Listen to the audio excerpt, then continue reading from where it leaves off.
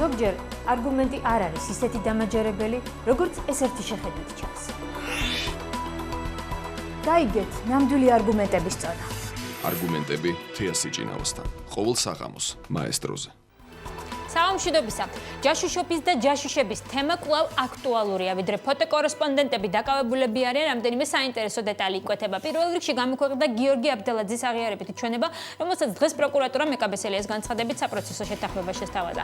ჩვენება ცალკე საკითხია, მაგრამ პროკურატურის შეთავაზება კიდევ უფრო მეტ კითხვის ნიშნებს ბადებს, თუმცა მოგვიანებით პროკურატურამ ეს ინფორმაცია არ დაადასტურა. ასევე გავრცელებული ინფორმაციით კიდევ ერთმა დაკავებულმა ზურაბ ქურციკიძემ აღიარებითი, მაგრამ კონფიდენციალური ჩვენების სანაცვლოდ ასევე საპროცესო შეთანხმება უნდა მიიღოს. რამდენად ლოგიკურია პროკურატურის შეთავაზება იმ პირების მიმართ, რომელთაც ბრალი ჯაშუშობაში ედებათ.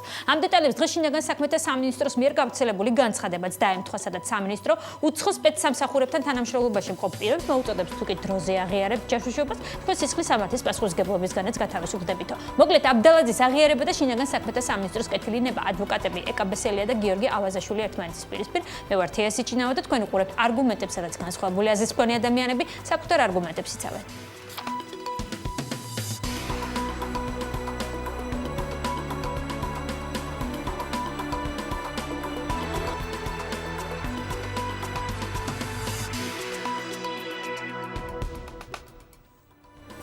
მაშინ ასე თქვენ უყურებთ არგუმენტებს და ჩვენი სტუდიის სტუმრები არიან ადვოკატი ეკაბესელია და ასევე ადვოკატი გიორგი ავაზაშვილი. საამშვიდობისა, ძალიან დიდი მადლობა იმისთვის, რომ მობრძანდი ხარ ჩვენი გადაცემის სტუმრები. დღეს ესე რომ ვთქვათ, გავრცელდა გიორგი აბდელაძის აღიარებითი ჩვენება და იქიდან გამომდინარე, რომ ეკაბესელია არის გიორგი აბდელაძის ადვოკატი, მასთან დავიწყოთ. მოდები დავაზუსტებ, მე ცოტა სხვა კუთხით ვარ ამ საქმეს ჩართული. მე მონიტორინგს ვაკეთებ, უფლებების კუთხით, მას ყავს 3 ადვოკატი.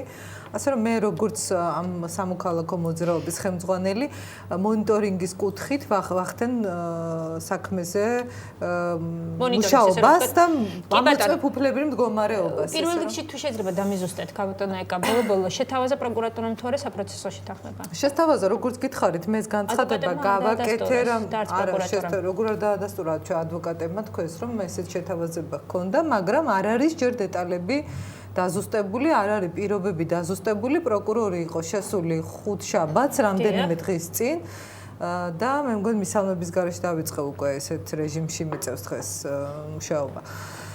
შესთავაზა საპროცესო შეთანხმება, თუმცა ეს არის მხოლოდ შეთავაზება, პირობებთან დაკავშირებით საუბარი არ ყოფილა, მაგრამ მთავარი მე მგონი ეს არ არის, ეს უფრო შემდეგი ეტაპია.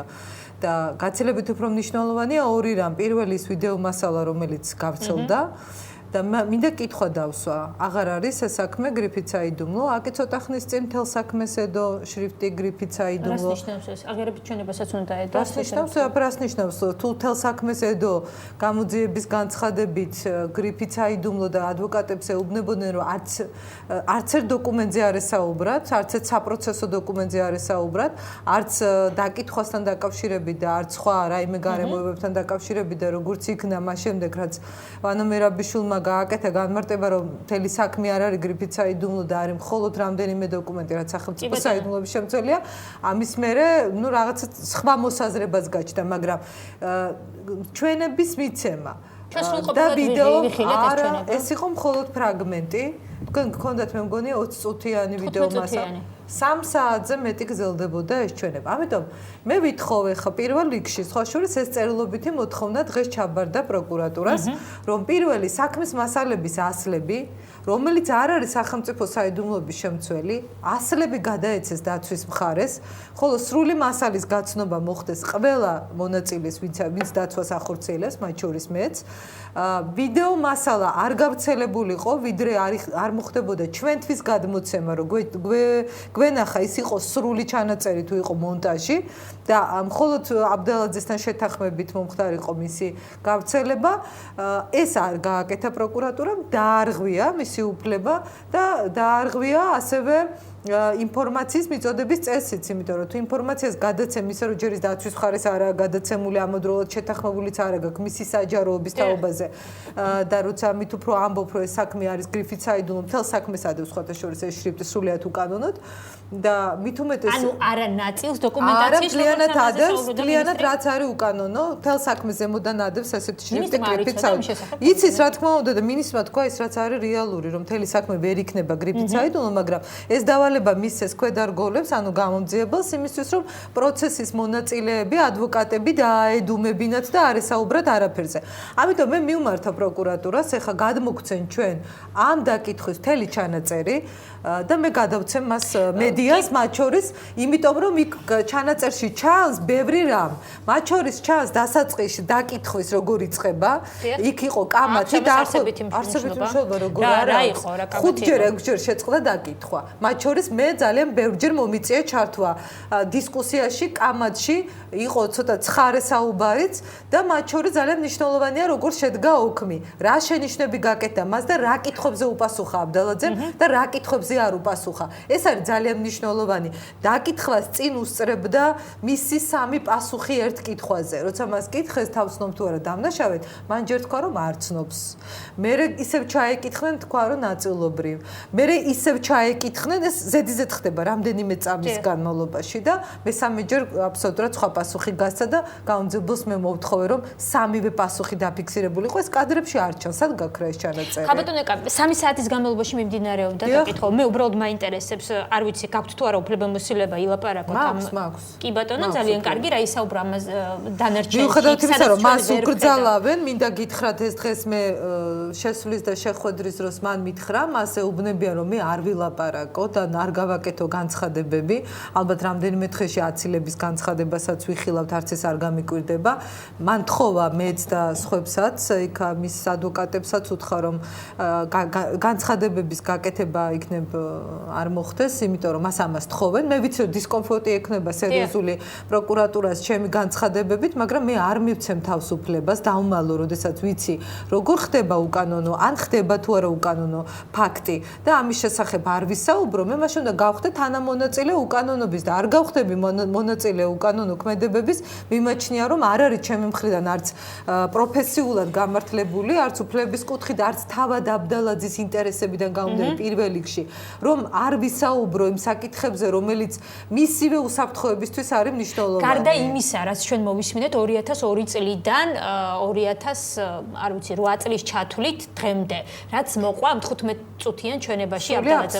კიდევ იყო რამე დამატებით ინფორმაცია, რაც ჩვენ არ ვიცით? იყო ბევრი რამ, იქ ორჯერ მოხდა სხვა შორის ჩვენების თხრობა, ერთხელ თავისუფალ რეჟიმში მე მოხდა ჩანაწერების გაკეთება, მე კითხვები, იყო რამდენჯერმე შეწყდა დაკითხვა, იქ კასტები იცვლებოდა და მე კამათი იყო ხშირად რამდენჯერმე მე ჩავერია და ასე შემდეგ.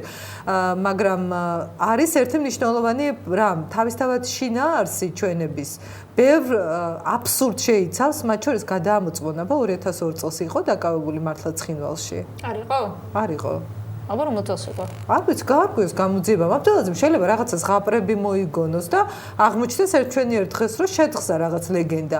ამიტომ გამოძიება მიმუშაოს, აბა სხვა მტკიცებულებები დაადასტუროს, რომ სიმართლე იყო ის, რომ თურმე თვითონ იჯდა და სტენოგრამას აკეთებდა ქვეყნის პირველი პირი, როგორ ხდებოდა ოფიციალურ შეხვედრებზე, მაგალითად აზერბაიჯანის საგარეო საქმეთა მინისტრი, ფოტორეპორტიორები ახდენენ სტენოგრამას, მაინტერესებს, ესეთ რამ ხდება ჩვენ ქვეყანაში? და ეს უნდა დავიჯეროთ, იმიტომ მქონდეს გაუცებული სახე. გაუცებული სახე ქონდა თელი ბევრი რამის გამო მქონდა, რამის გამო მქონდა ეს ემოცია. დღეს მირეკავდნენ და ყველა მას მეკითხებოდა, ჯერ ერთი მქონდა, იმიტომ რომ საერთოდ არ ველოდებოდი იმ დაკითხვას, რომ ადამიანი ამბობს 10 წუთით ადრე რომ არ ვაპირებ ჩვენების მიცემას, ერთი თხით ადრე რომ აქედან ცოცხალი არ გავარ და არ ვაღიარებ ამ ბრალდებას. მე უცებ ვისმე სრულ აბსურდს და მამას წინ უძღოდა ის ცოტა დაძაბული საუბარი, რომელიც იქამდე შედგა, ვიდრე ჩანაწერი დაიწყო. გასაგებია. უფრო დეტალებს ოდნა მოგვიანებით, მანამდე გიორგის მინდა ვკითხო. თქვენ გვერდიდან აკვირდებით ამ მოვლენებს, კი ბატონო, ხართ იურისტი, მე მაინტერესებს, ახლა რაც ქალბატონმა ეკამ მოგიყვანა რამდენიმე მაგალითი. საქმე ყველაფერი ისე გვეჩვენება, როგორც ამას გვანახავს მაგალითად პროკურატურა, გამოძიება, ასე შემდეგ, ასე შემდეგ. თუ გაქვთ კითხვის ნიშნები ამ საქმესთან? პირველ რიგში მოგესალმებით, დიდი მადლობა მოწვევისთვის. ვიტყვიეთ რამეს, როდესაც გავეცანი დღეს განსაკუთრებით და წინა დღეებში გავეცანი ყველა მასალას, აბსოლუტურად მასალას, რაც კი სტატიები იყო, მას მასალას ხელი არავის არ მიგუწდებოდა, რაც კი სტატიები იყო გავეცანი. პირველ რიგში ერთი ფაქტი თავიდან შინაგან საქმეთა სამინისტრომ გადაწყვიტა, რომ ეს იყო გრიფით საიდუმლო და მე ვფიქრობ, არ ვიცი ხალბატონმა ეკამახსენა, რომ ეს არის გარკვეულწილად კანონდარღვევა. მე ნაწილობრივ ასე არ მიმაჩნია, იქიდან გამომდინარე, რომ იგივე მაგალითად ამერიკის შეერთებული შტატების მაგალითს მოვიყვა, როდესაც იქ მოხდა რუსი ჯაშუშების დაკავება, სანამ არ მივიდა სასამართლომდე საქმე, რეალურად არ ჟურნალისტებს, არც პრესას არ გააცნეს ინფორმაცია, ეს იყო დახურული სახელმწიფო ინტერესებიდან გამომდინარე. რეალურად ჩემთვის მაგალითად რაც იყო უფრო ნეგატიურად ასაქმელი, გამოდიოდა ინფორმაცია და იყო ამ ინფორმაცია აჟიოტაჟი. მე ვფიქრობ, თუ კი ეს გარკვეულწილად იყო სახელმწიფო ინტერესებიდან გამომდინარე, ეს ინფორმაციაც არ უნდა გამოსულიყო. ანუ მე ვფიქრობ, პირიქით უფრო დახურული უნდა ყოფილიყო, თუ არის ეს ასეთ საქმესთან დაკავშირებული. მაგრამ თუ კი შინაგან საქმეთა სამინისტრომ ჩათვალა საჭიროდ და იყო ხალხისგან მოთხოვნა და განსაკუთრებით რამდენიმე ვებგვერდზე იყო მაქსიმალური მოთხოვნა, რომ იყოს ამ საქმესთან დაკავშირებით მეტი ინფორმაცია, გავიდა უკვე ისევე ინტერნეტის მეშვეობით, ასევე ტელევიზიაში იყო ეს აღიარებითი ჩვენება და მე ვფიქრობ, ამაში ამ აღიარებითი ჩვენების გამოსვლაში ასე თქვა საზოგადოების წარდგენა ცუდი არაფერი არ არის, თუ კი ჩათვალა ასე გამოძიებამ როგორ საჭიროა, თქვა რომ ეს ინფორმაცია საზოგადოებამ ეს ინფორმაცია მივიდეს და აქედან გამომდინარე ისო გრიფით საიდუმლო არის დადებული რაღაცას, მე მოვისმინე ბატონ ვანომერებაშვილს განცხადება, ვინც რომელზეც განაცხადა, რომ მხოლოდ გარკვეულ ნაწილზეა ეს საიდუმლო, ანუ ეს გრიფით საიდუმლო შევით დადებული. თუ კი გარკვეულ ნაწილზე და გარკვეულ ნაწილს უკვე შეუძლია რომ გამოსცენ, ამაში მე ვერაფერს ასე თქვა სულს და ნეგატიურს ვერ ხედავ.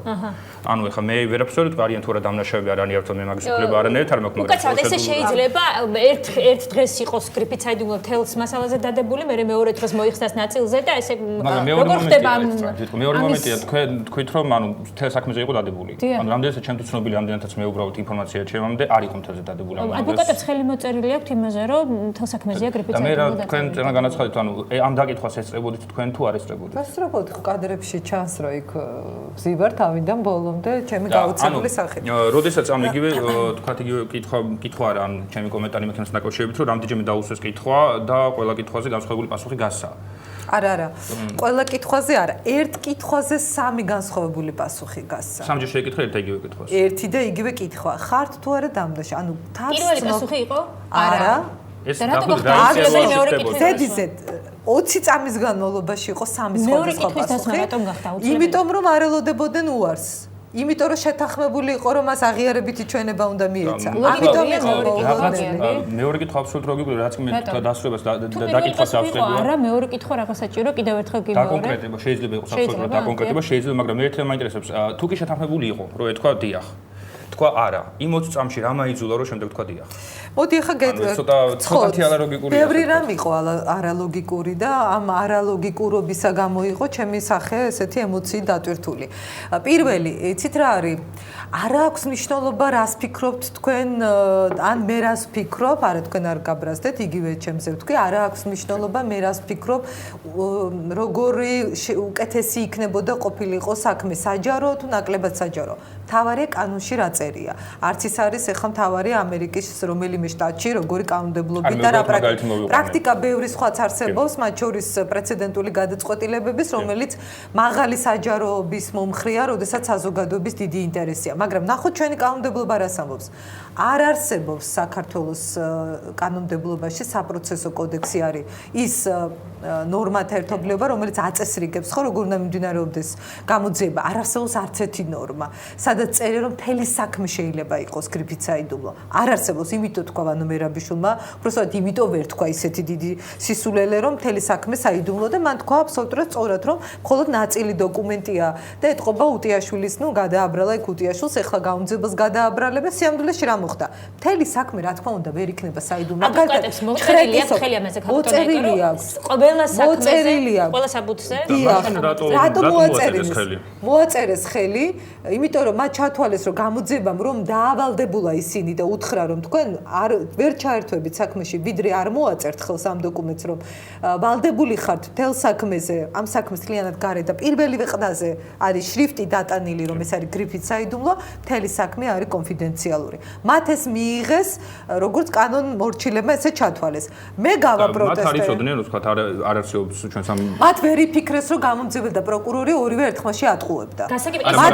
იფიქრეს რა, არა, შეიძლება მათი პრობლემა როგორც ხა იურისტი ვარ, თქვა სიტყვაზე მას დაიჯერეთ ახლა რომ შეიძლება მთელი საქმე იყოს კონფიდენციალური. არა, თქვა ვარ მათი იურისტი. სიტყვაზე მეუბნები რომ მოაწერე ხელი. რაღაცა შეჭიმეპარებად ვერ ვერკვევი ბოლომდე. სანამ მოაწერე ხელს, ელემენტარულად გადავხედავ, ნახავ. თუ კი დავწუნდები რომ არ მიუშვეს საქმეს და საქმეს არ რომ გადავხედავ გიგ კანონმდებლობას. თქვა მათ ჩათვალეს რომ სწორი იყო, რახან ეუბნებოდ რადგან იყო ერთი არა არის კანონმდებლობაში, მეორეა რომ ეს გადაწყვეტილება მიიღო გამოძიებამ, ამიტომ პირდაპირ ესეთი მოთხოვნა იყო იმპერატიული და ბუნებრივია საფრთხის. ანუ თქვენ არ გძირეთ მსგავსი რამ შეიძლება მოხდეს, როდესაც კანონმდებლობაში წერია 1, თქვენ გაქვთ იმის საშუალება რომ გადახედოთ კანონმდებლობას, მაგრამ გეუბნებიან რომ არა, შენ ახლა აქ თუ არ მოაწერ ხელს, საქმეზე ხელი არ მიგიწოდება. ესეთი რამე არ შეიძლება. ასაგებია, მაგრამ თუ არ მიწდება ხელი და თუ მე ვთვლი რომ ეს ხელის მოწება გარკვეულწილად კანონდარღვევაა და ისინი მათყუები როგორც თქვენ მე უბრალოდ არ მოვაწერ ხელს. აბა რაში იყო საქმე, ესე ბრმად მოაწერეს ამ არა, მე ვფიქრობ მე ნამდვილად არ მქონია ინფორმაცია მე რაც მოვისმინა იყო ანუ ბერაბიშვილის, როდესაც პირდაპირ განაცხადა რომ ეს არ არის სრული გრიფით საიდუმლო. ანუ მე არ მაქვს ნანახი ის ხელმოწერა თქვა ადვოკატები, სადაც ამბობენ რომ ის მე კამერა ნახარ აქნათ.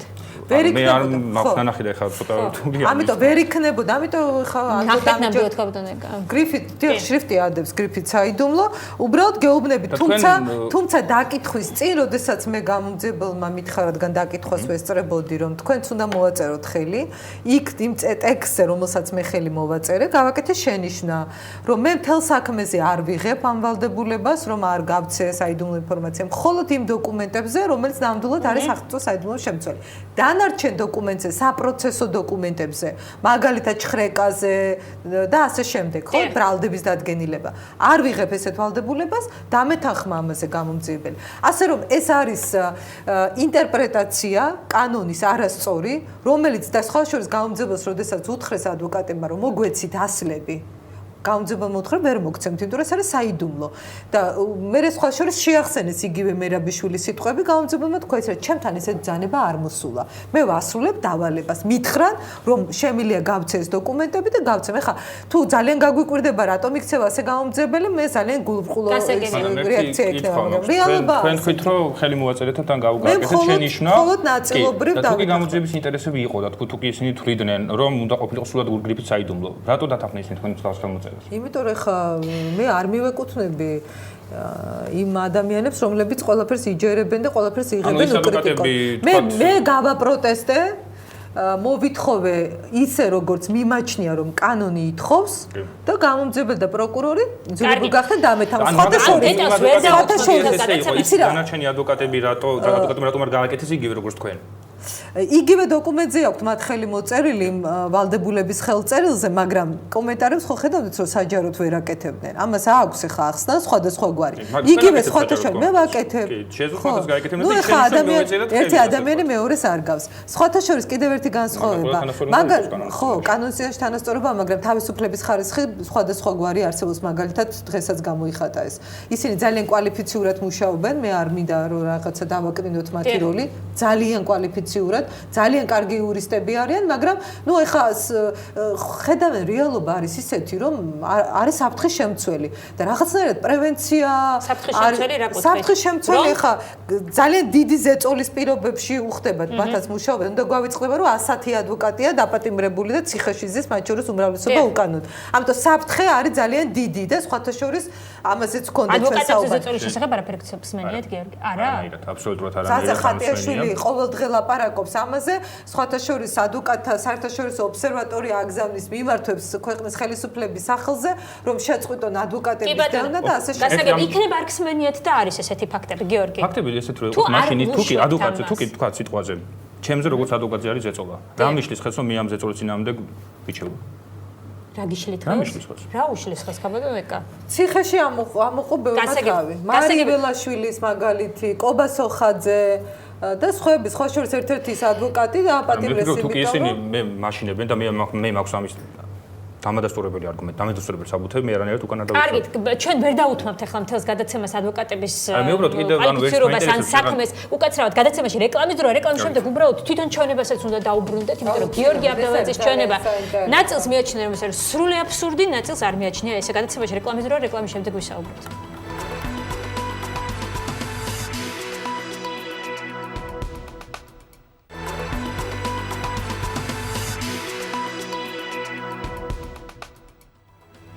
თქვენ უყურებთ არგუმენტებს, ჩვენ საუბრობთ ფოტოკორესპონდენტების საქმეზე ამჯერად კონკრეტულად გიორგი აბდელაძის ჩვენებიდან ვიფარგლებით, გამოვდივართ უბრალოდ ეკაბესელიად გიორგი ავაზაშვილი ჩვენი გადაცემის სტუმრები. დღის მეორე ნახევარში გავრცელდა გიორგი აბდელაძის აღიარებითი ჩვენება, ჩვენ მქონდა შესაძლებლობა მოგვესმინა, გვენახა, ესე რომ ვთქვათ, დაახლოებით 15 წუთის განმავლობაში გიორგი აბდელაძე გადმოსცემდა თუ რა ქმედებებს ახორციელებდა 2002 წლიდან დაკავებამდე. გიორგი, გქონდათ ალბათ შესაძლებლობა თქვენც მოგესმინეთ და გენახათ ეს აღიარებითი ჩვენება. მაინტერესებს ამ აღიარებითი ჩვენების საფუძველზე რა შთაბეჭდილება გრჩებათ პირველ რიგში? პირველ რიგში აღიარებითი ჩვენების საფუძველზე რჩება შთაბეჭდილება, რომ ეს არის გარკვეულწილად ერთ-ერთი საბუთი. დიახ. მაგრამ მე ნამდვილად უდანაშაულობის პრეზუმპციას ვერ დავარღვევ ვერანაირად, როგორც იურისტი და ვერ ვიტყვი არიან თუ არა ისინი დამნაშავეები. იკვეთება რაიმე აი რეალური ესე რომ ვთქვათ საფუძველი. რასაც იქიდან იკვეთება რეალურად. აი შეგიძლიათ კონკრეტულად მითხრათ აი რაში გამოიხატება. ანუ რეალურად გარკვეულწილად აღიარებითი ჩვენებაში ადამიანი აღიარებს სრულად თქვენს უყურეთ დაწვრილებით როგორ საქმიანობდა და რას აკეთებდა. ეს იყო თუ არა ესე, ან იყო თუ არ იყო თუ არა ესე. ამას ეს მე არ ვიცი. ეს რეალურიც გამოძიება, ეს რეალურიც თვითონ აბდალაძემ. დიახ. და აქედან გამომდინარე მე ხა წინასწარ ვთქვი, რომ ეს ნამდვილად ესე იყო და ის დამნაშავეა. აბსოლუტურად მივიდივარ კანონის წინააღმდეგ, მე მაგის მისუკრება არ მაქვს. მე რასაც უყურე, ჩვეულებრივად რასაც უყურე, ეს ჩემთვის არის გარკვეულწილად მისაღები. ტიპიური ჯაშუშის ქმედებას გავს თუ არა? გავს, მაგრამ არ ვიცი, შეიძლება აი მაგალითად რა, რომელი მაგალითი გენიშნეთ ყველაზე მეტად? დაწვრილებით ყვება იქ 2002 წელს როგორ დააკავეს ერგნეტზე, შემდეგ ჩაიყვანეს ცხინვალში, როგორც მოხდა ეგრეთ წოდებული დავერბოვკება. კი, და შემდეგ შეთანხმება იქ რო გადასცემდა ინფორმაციას. შემდეგ ერთი წლის შუალედში მას რუსთაველის გამოსაზრდა თუ არ ვწდები შეხვდა ვიღაც ჭაღარა კაცი, რომელმაც მიიყვანა შემდეგ გიორგაძის მხარდაჭერების ოფისში, სადაც დაევალა ფოტო სურათების გადაღება და შემდეგ ეს ფოტოსურათები ქვეყნდებოდა გაზეთებში, იდებოდა საიტებზე. შემდეგ მოგვიანებით მოხდა 2007 წელს პარლამენტის პრესსამსახურში იღებდა ესე რომ ვთქვათ ოფიციალური შეხვედრის კადრებს და აკეთებდა სტენოგრამასაც, ხო? და 2008 წლის აგვისტოს ომის დროს როგორ ქურციკიძეს თხოვნით მოხდა იქ, არ ვიცი როგორ მოხდა და იღებდა ასევე ფოტოსურათებს. ანუ ეს არის აშკარად ჯაშუშური ელემენტები, შეიძლება ესე ითქვას. რაც მან ჩამოაყალიბა. რაც ჩამოაყალიბა არის ჯაშუშური ელემენტები. აბსოლუტურად არის ჯაშუშური, მაგრამ კიდე იმას ვამბობ, ეს რამდენად არის რეალური მის ნათქვამი, ეს ჩემს კომპეტენციაში არანაირად არ შედის. მაგრამ მეორე მომენტი ახლა ადამიანი ლეგენდების მოყოლას რატო დაიწყებს თავის საწინააღმდეგოდ? არ დაიწყებს. რატომ დაიწყოს ლეგენდების მოყოლა, რატომ ელემენტარულად თქვა თუ არ დაკავებული, მე ჩემ თავზე რატო ვიტყვი ისეთ აღიარებით ჩვენებას, რომელიც აბსურდია, რომელიც ტყუილია. კარგი, მაშინ კითხვა მიჩნდება, რამდენიმე დღის განმავლობაში, კი ბატონო, ქაბატონეკა, რამდენიმე დღის განმავლობაში გიორგი აბდალაძე ერთადერთი იყო დაკავებული 4 ფოტოკორესპონდენტებიდან, რომელიც ყოველ დღე თითქმის ყოველ დღე ავრცელებდა განცხადებას საზოგადოების მისამართით, ჟურნალისტების და კოლეგების მისამართით, პრეზიდენტის მისამართით, ამერიკის ელჩის მისამართით, ყველას მისამართით უკრებლივად, რომ ის იყო უდანაშაულო, ის რასაც მას აბრალებენ, მას არ ჩაუდენია. უბრალოდ ერთჩვენიერ დღეს მან თქვა, რომ ყველაფერი ის რაც აქამდე გააკეთა იყო ტყუილი, ანუ ეს მიმართვები და აღიარა ის რაც აღიარა. სასამართლო პრაქტიკიდან იგივე საერთაშორისო სასამართლო პრაქტიკიდან მსგავსი შემთხვევები ძალიან ბევრია, როდესაც ადამიანი დამნაშავეა, ისამოს უდანაშაულო და რაღაც მომენტში ის აღიარებს თავის დანაშაულს. ეს აბსოლუტურად არაფერს არ მას არაფერი და არავინ არ აიძულებდა, რომ ისეთი აღიარებითი ჩვენება ეთქვა, როგორც შეიძლება ამ შემთხვევაში უნდადეს ერთადერთი თუ მას აიძულებდა, რომ ეთქვა, არის როდესაც დაინახავდა, რომ საგამოძიებო ნაწილს ამ გამოძიებას აქვს ის მასალები, რომ უტყუარი და უკან ვერ წავიდა და შეიძლება ეთქვა. ანუ რეალურად სხვა რას გულისხმობთ, ანუ რა უნდა ყოფილიყო თქვა სხვა. იძულებას გულისხმობ, ანუ ფსიქოლოგიური ზეწოლა. აი მაგაზე დღეს ხარშორის სტატიებშიც ნახე, რომ შინაგან საქმეთა სამინისტროს რაღაც უნივერსალური იარაღი, რომლითაც ახდენს ფსიქოლოგიურ ზეწოლას, ანუ ჩემს რაღაც მომენტში ეს არის ლეგენდები, რანაირ ფსიქოლოგიურ ზეწოლას უნდა გქონდეს იქ ადგილი. მე მგონი ერთ-ერთი. მოდი ერთ-ერთი თანამისაკნეზე თუ არ ვწდები ზეწოლას გულისხმობ. მოდი რაღაცა უფრო ესე სისტემურად შევხედოთ ამ საკითხს. პირველი ჯაშუშობის შემცველ ინფორმაციას და დამადასტურებელ ინფორმაციას შეიცავს თუ არა ეს ჩვენება. მე იმედი მაქვს გიორგი მეს იცის ძალიან კარგად, რომ ჯაშუშობის სუბიექტი საქართველოს მოქალაქე ვერ იქნება. უნდა იყოს უცხოეთის მოქალაქე და რაღაც სულეთ თავდაყირა დააყენა გამოძიებამ ამ უხვის. ბოდიში მე სწორად ვახდენ ამ ინტერპრეტაციას ამ ფაქტს. ანუ ჯაშუშობაში ედებათ ბრალი. ჯაშუშობაში ედებათ ბრალი.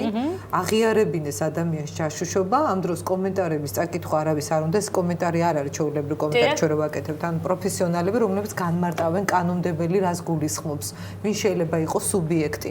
და ჯაშუშობის ჩამდენი პირი არ არის საქართველოს მოქალაქე.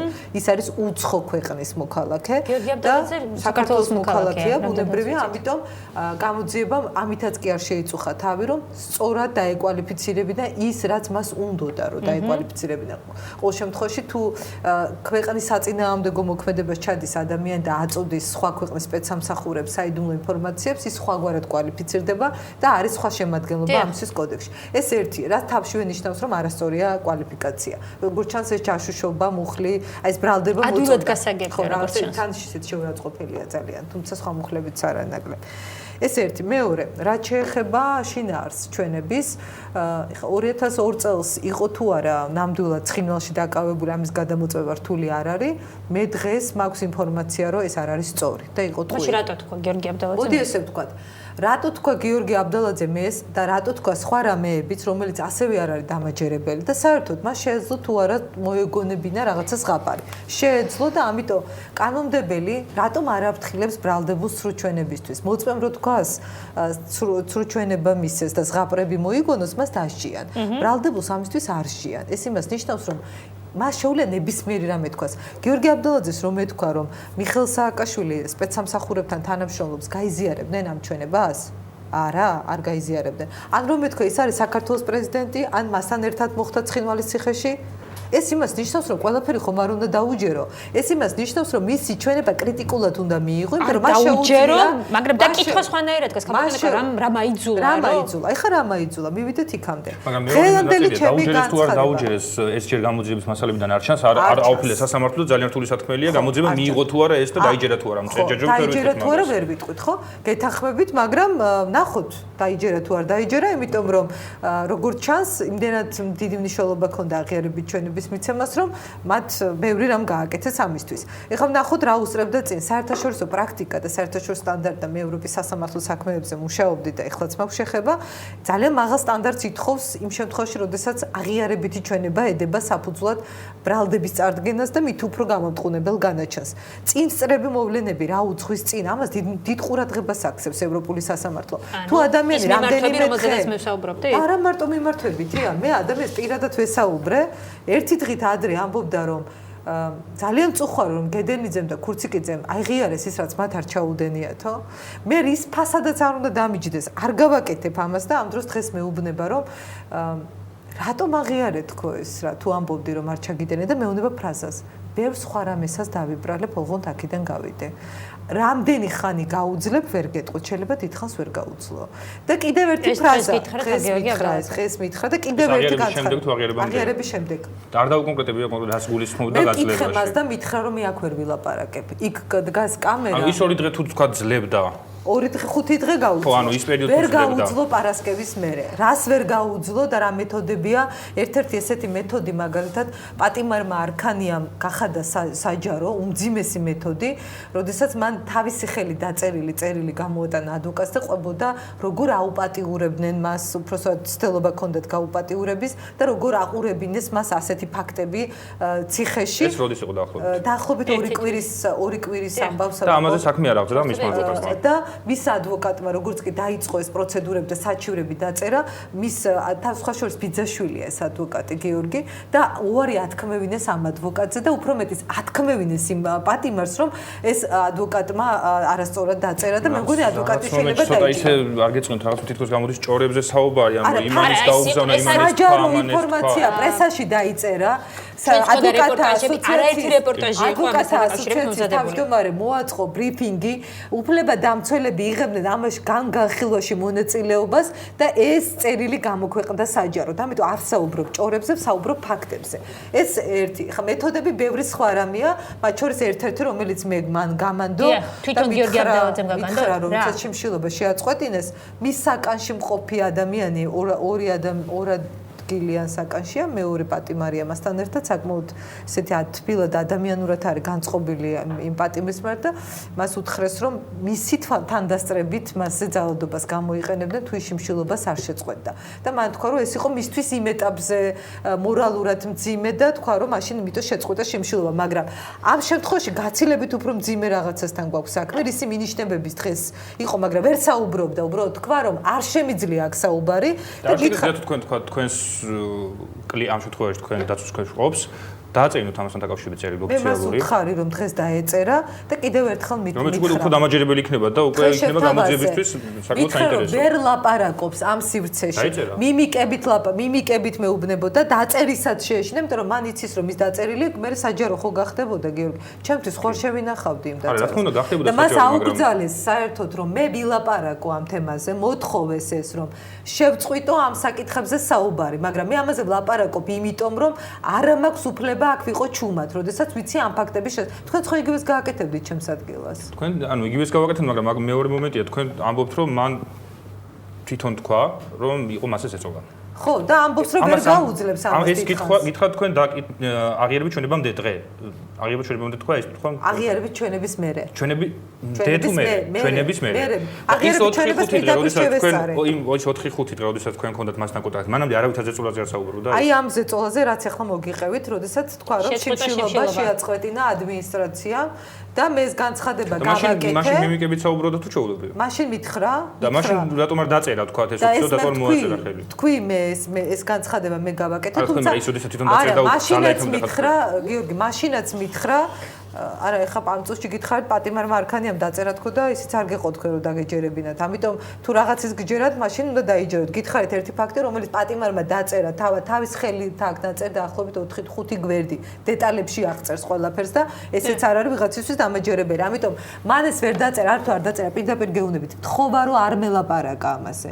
მაგრამ მე მივხვდი რომ უნდა მესაუბრა, იმიტომ რომ როდესაც დანაშაულებრივ ფაქტს მალავს ადვოკატი, ის არღვევს მისი დასაცავის ინტერესებს და არ აქვს ამის უფლება დამცველს, ის ხდება თანამონაწილე ამ უკანონობის. ამიტომ მე ვალაპარაკო, დღესაც უთხარი სხვათა შორის, რომ მე ერთადერთი რამ მაიძულებს ვილაპარაკო, მისივე ინტერესები, იმიტომ რომ თუ ის ძალიან დაიხურება სივრცეშიც ის მოხვდა და იმ უკანონებებზე ის ვერ საუბრობს, იმ იმიკებს ბუნებრივია რაღაცა ზოგს ხვდები, ზოგს სიტყვიერა, ზოგს მინიშნები და თუ ჩვენც ყველა გავჩუმდებით ვერავინ ვერაფერს ვერ გაიგებს თეა. ამიტომ ეს არის საკმაოდ ძიმე სიტუაცია.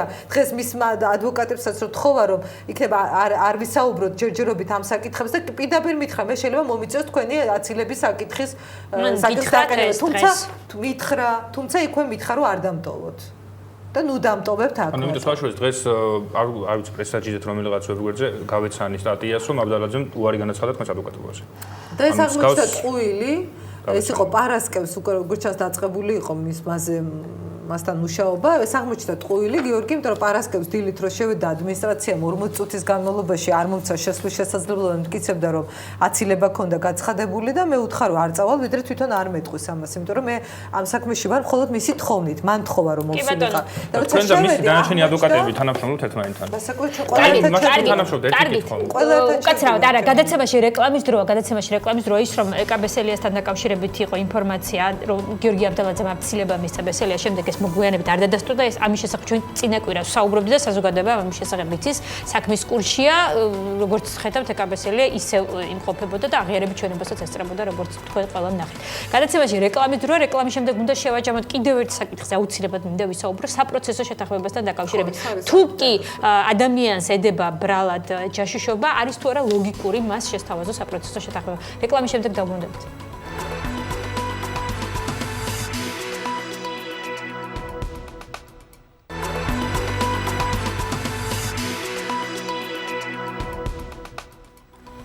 მაშინ თქვენ უყურებთ არგუმენტების დასკვით ნაწილს ეკაბესელია გიორგი ავაზაშვილი ჩვენი გადაცემის სტუმრები.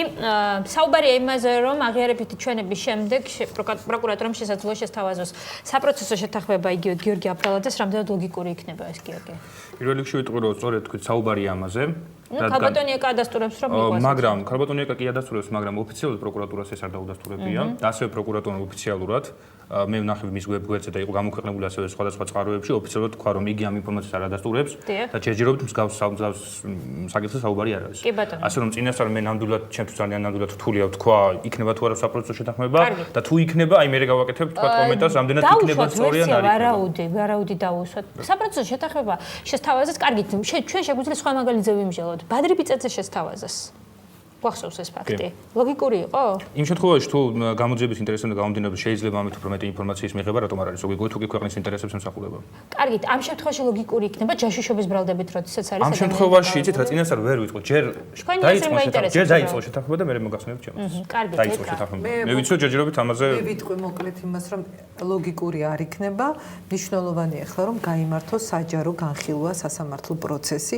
ამას თავად ითხოვს გიორგი აბდალაძე თუ კიდევ არ შეაცვლებინეს ეს პოზიცია, იმიტომ რომ საპროცესო შეთანხმების გაფორმება ეხლა უნდა გამოძიებას და პროკურატურა ამისთვის, იმიტომ რომ არ შედგება მაშინ საჯარო განხილვა.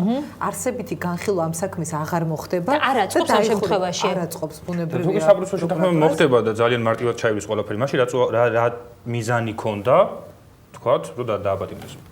მათ მიიღეს ის შედეგი, რაც მათ უნდათ, განაჩენს მიიღებენ საპროცესო შეთანხმების დადების შედეგად, თქვენ იცით რომ ეს ნიშნავს, რომ გამამტყუნებელი განაჩენი იქნება და საქმის არსებითი განხილვა არ მოხდება და არ მოხდება და ეს ინტერესები, ეს შედის პროკურატურის ინტერესებში, რომელსაც როგორც მე ვიცი, არ აქვს უტყუარი სამხილები ჯაშუშობის დამადასტურებელი და გაცილებით უფრო კომფორტულია ერთდახურ პროცესზე, სადაც საპროცესო შეთანხმება დამტკიცდება, დამთავრდეს მთელი ამბავი. თქვათ აი უტყუარი საბუთები და ამხელა თქვათ აჟიოტაჟი მოყვა ამას.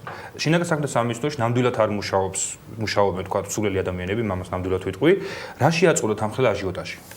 რაში უნდა თქვენ როგორ ფიქრობთ? არ აწყობდათ მიიღეს, იმიტომ რომ ქართული მედიის წარმომადგენლები დიდი ნაწილი ყოველ შემთხვევაში აღმოჩნდა ძალიან მამაცი, გაბედული და სოლიდარობის აქციები რომ მოაწყოს, ბუნებრივია ეს ვანო მერაბიშვილთან წინასწარ შეთანხმებული არ იქნებოდა და ეს იყო სიურპრიზი მათთვის.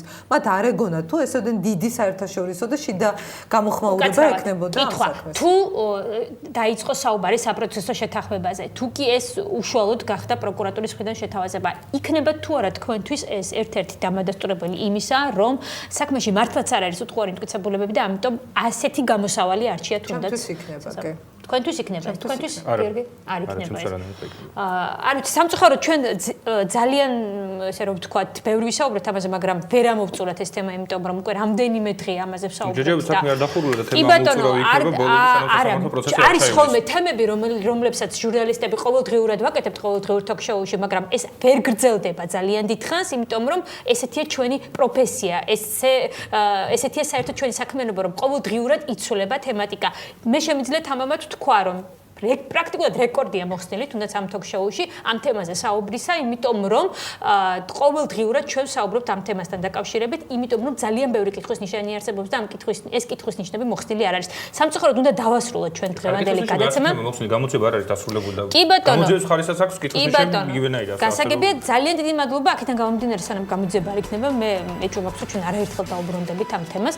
ეკაბესელია გიორგი ავაზაშვილი ჩვენი გადაცემის სტუმრები, გმადლობთ იმისთვის, რომ მობრძანდით და მიიღეთ ჩვენს გადაცემაში. პირია ჩვენო საზოგადოებას ჩანაწერი. მე ამას ვითხოვ და მასალები გადასცენ ადვოკატებს. კი ბატონო, ზუსტად 9 საათზე ხატია ქვათაძე გაგაცნობთ მაესტროს ახალ ამბებს, 10 საათზე პირდაპირ საუბარი და ეკაბერძის სტუმარი იქნება გიორგი ცაგარეიშვილი. მე ხვალამდე გემშვიდობებით ნახვამდის.